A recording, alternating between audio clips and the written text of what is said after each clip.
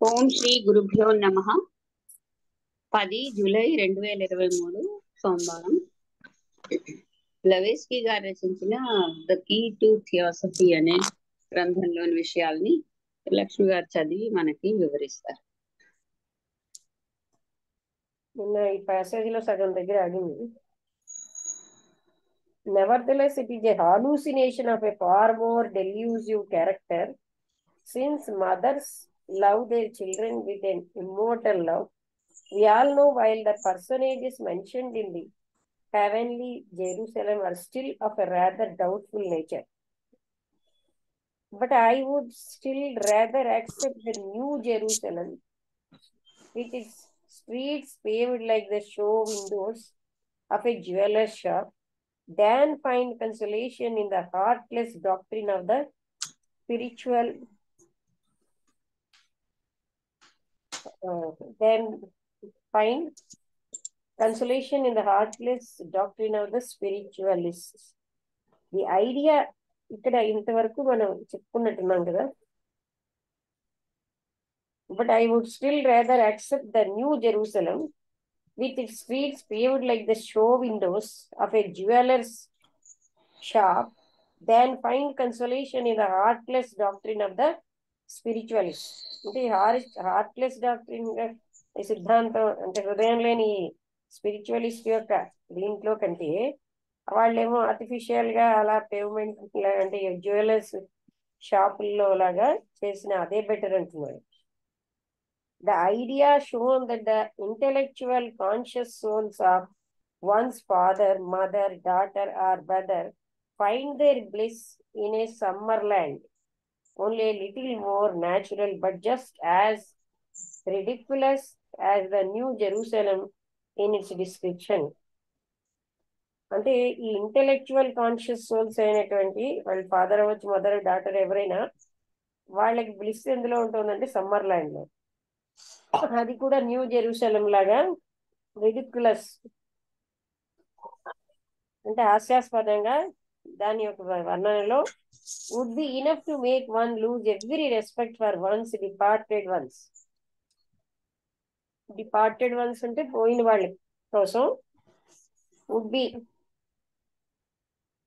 enough to make one lose every respect for అంటే వాళ్ళ departed souls మీద respect పోయేటట్టుగా ఉంటుందని. To believe that a pure spirit can feel happy while doomed to witness అంటే pure spirit అనేది ఆనందంగా ఉంటుంది. అది ఎప్పుడైతే witness the sins, mistakes, treachery and above all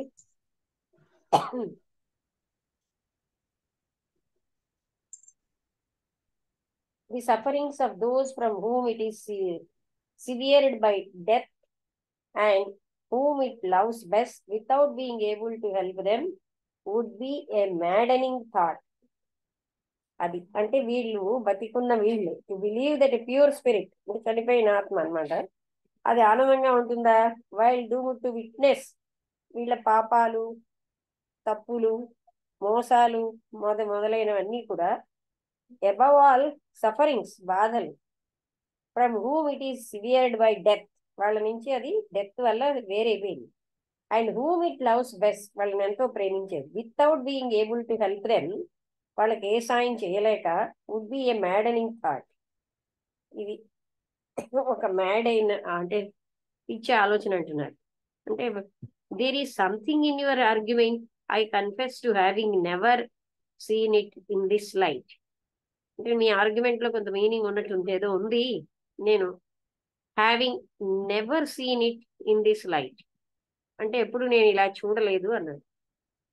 Just so, and one must be selfish to the core and utterly devoid of the sense of retributive justice to have ever imagined such a thing. One must be selfish to the core అంటే లోపల మూలలో నుంచి selfish గా ఉండి utterly devoid of the sense of retributive justice. Retributive అంటే ఏమిటి?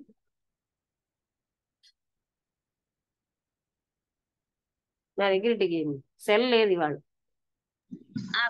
Punishment for crime అని చదివాం కదా ఆ రోజు. రెట్రిబ్యూషన్ అంటే పనిష్మెంట్ ఫర్ క్రైమ్. ఏదైనా తప్పు చేస్తే మనకు వచ్చే శిక్షని రెట్రిబ్యూషన్ అంటారు. అంటే దానికి రెట్రిబ్యూటివ్ జస్టిస్. ఆ రోజు చదివాం డిక్షనరీ మీనింగ్. ఆ రోజు మనకు పాటలో అంటే అలాంటి జస్టిస్ నుంచి to ever imagine such a thing. అంటే one must be selfish to the core and utterly devoid of the sense of retributive justice. అంటే అది లేకుండా ఆ రకమైంది. To have ever imagine such a thing. We are with those whom we have lost in material form. అంటే ఎవరినైతే భౌతికంగా మనం కోల్పోయాం వాళ్ళతోటే మనం ఉంటాం. And far far nearer to them, వాళ్ళకి చాలా దగ్గరగా ఉంటాం ఇప్పుడు. Than when they were alive, వాళ్ళు చనిపోయిన కంటే బతికున్నప్పటి కంటే చనిపోయినప్పుడే వాళ్ళు చాలా దగ్గరగా వస్తారు మనం. అండ్ ఇట్ ఈస్ నా అంటే వాళ్ళని మనం చూడలేము. And it is not only in the fancy of the devachanee as some may imagine.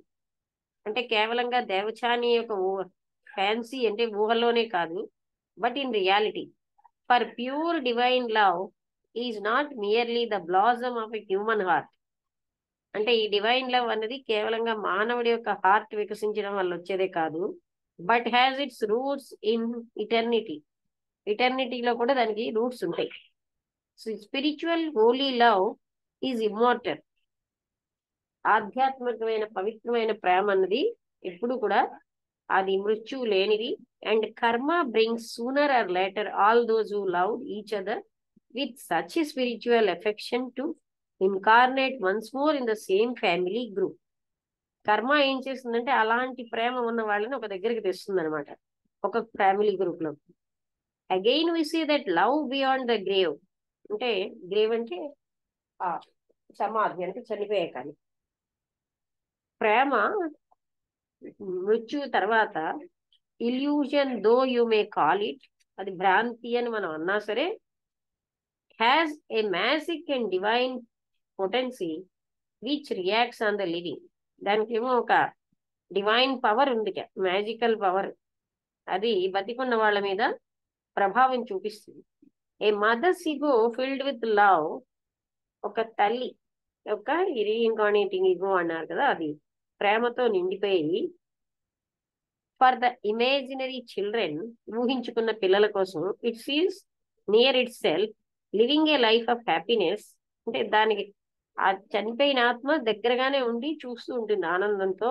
As real to it as when on earth, భూమి మీద వాళ్ళకి ఎంత రియల్ గా ఉంటుందో చనిపోయాక కూడా వాళ్ళు అంత రియల్ గా చూస్తారు. That love will always be felt by the children in flesh. ఆ ప్రేమ బతికున్నటువంటి ఇమాజినరీ చిల్డ్రన్ అని ఎందుకన్నారు? అంటే వీళ్ళకి ఇప్పుడు నిజంగా with love for the imaginary children అంటే ఇప్పుడు అతను చనిపోయిన వాళ్ళ కోసం మాట్లాడుతున్నారు. అంటే అలాంటి అంటే నిజమైనటువంటి చిల్డ్రన్ అప్పుడు ఇమాజినరీ చిల్డ్రన్ అవుతారా? అంటే వాళ్ళకి దగ్గరగా ఉన్న వాళ్ళు తెలుసుకోలేరు. వాళ్ళ భౌతిక శరీరం కాకుండా యాస్ట్రల్ బాడీ తోటి కనెక్షన్ లోకి ఉంటారు వీళ్ళు. అర్థమైందా? అది అంటే ఆఫ్టర్ డెత్ కదా చెప్తున్నారు. It Cs near it self, అంటే దగ్గరగా ఉన్నట్టుగా ఫీల్ అవుతారు. Living a life of happiness as real to it as when on earth, భూమి మీద ఉన్నట్టుగానే ఆనందంగా ఫీల్ అవుతారు. ఆ ప్రేమని ఆ బతికున్న పిల్లలు కూడా ఫీల్ అవుతారు. It will manifest in their dreams, అది ఎలా వస్తుందంటే వాళ్ళ కళల్లో, and often in various events, కొన్ని కొన్ని సంఘటనల్లో, in providential protections and escape, రక్షణలు and escapes. For love is a strong shield and is not limited a space or time. దేశకాలాల చేత ఇది ఎప్పుడు కూడా పరిమితం కాదు, ఇది చాలా ప్రొటెక్టింగ్ షీల్డ్ అన్నమాట.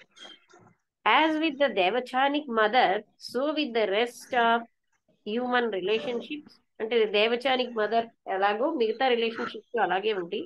And attachment save the purely selfish are material, except అంటే బాగా సెల్ఫిష్ మెటీరియలిస్టిక్ గా ఉన్నవాళ్ళు తప్ప, ఇది ఆ విధంగా వాళ్ళు బతికున్న వాళ్ళ మీద కూడా ఆ ఇన్ఫ్లుయెన్స్ ఉంటుంది ఆ ప్రేమది. Analogy will suggest to you the rest. ఇప్పుడు అందుకేనేమో అంటే చనిపోయాక కొంతమంది, ఫర్ ఎగ్జాంపుల్ నేను చెప్తాను కదా, ప్రభావతి గారు తెలుసు కదా, ఆ చనిపోయాక అదేంటో బతికున్న వాళ్ళలాగా అత్త మా నాన్నగారి సిస్టర్. అంటే అలా ఫీల్ అవుతున్నా అంటే ఏంటంటే వాళ్ళు దగ్గరలో ఉంటారు, వాళ్ళకి మనం దగ్గరగా కనిపిస్తాం, ఆ ప్రేమ ఫీల్ అవుతారు.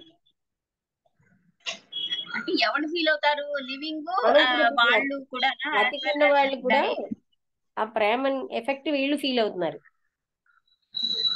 చెప్పారు కదా. అవును అవును, అది అది అవును అది వాళ్ళని చూడలేరు కానీ అది ఫీల్ అవుతారు. అలా నాకు చాలా సార్లు జరిగినప్పుడు నేను అనుకున్నాను అనమాట, నేను రికలెక్షన్ లో లేకుండా ఇలా ఎలా అవుతుంది, అవుతూ ఉంటుంది అది. In no case then do you admit the possibility of the communication of the living with the disembodied spirit. అయితే మీరేమోని డిసెంబర్డ్ అంటే బాడీ లేని స్పిరిట్ బతికున్న వాళ్ళతో possibility of the communication of the living in no case అని మీరు admit చేయరు కదా అని అంటున్నారు. అంటే yes there is a case, ఒక కేసు ఉంది, and even two exceptions to the rule. ఇంకా రెండు ఎక్సెప్షన్స్ ఉన్నాయి. The first exception is during the few days that follow immediately the death of a person and before the ego. అంటే immediate గా ఆ మనిషి చనిపోయిన వెంటనే అప్పుడు కాంటాక్ట్ లోకి వస్తారు. రెండోది, before the ego passes in to the దేవచానిక్ state. అంటే అది దేవచానిక్ స్టేట్ లోకి వెళ్ళక ముందు, weather any living mortal save a few exceptional cases when the intensity of the desire in the dying person to return for some purpose forced the higher consciousness to remain awake, and therefore it was really the individuality, the spirit that communicated. ఇది ఇక్కడ ఏంటంటే lead beater అన్న ఆయన తెలుసు కదా, యోగి lead beater అంటారు. ఆయనకి ఈ యోగ దృష్టి ఉండేది, చనిపోయిన ఆత్మల్ని చూడగలిగేవారు. ఒక ఫంక్షన్కి వెళ్ళేది, మీటింగ్కి, మేడ మీద కిందని ఒక ఫాదర్ వెయిట్ చేస్తున్నారు ఈయన కోసం. అతని బాడీ అంటే చనిపోయి వచ్చారు, నీకోసం నేను వెయిట్ చేస్తున్నాను అంటే ఎందుకని అంటే నేను ఒక పర్టికులర్ డాక్యుమెంట్ ఒక గోడలో ఇటుక వెనకాల పెట్టాను, అది మీరు ఫలానా వాళ్ళకి అందజేయండి అని చెప్పారు. తప్పకుండా అందజేస్తాను, మీ ప్రయాణం మీరు కొనసాగించండి అంటారు. అలాగా అన్నమాట. అంటే ఇక్కడ అలాంటి కేసెస్ కూడా, అంటే కొంతమంది when the intensity of the desire, వాళ్ళ కోరిక in the dying person to return for some purpose, అంటే ఏదో ఒక పర్పస్ తో రిటర్న్ అవ్వాలని, forced the higher consciousness to remain awake, and therefore it was really the individuality, the spirit that communicated. అది ఈ case.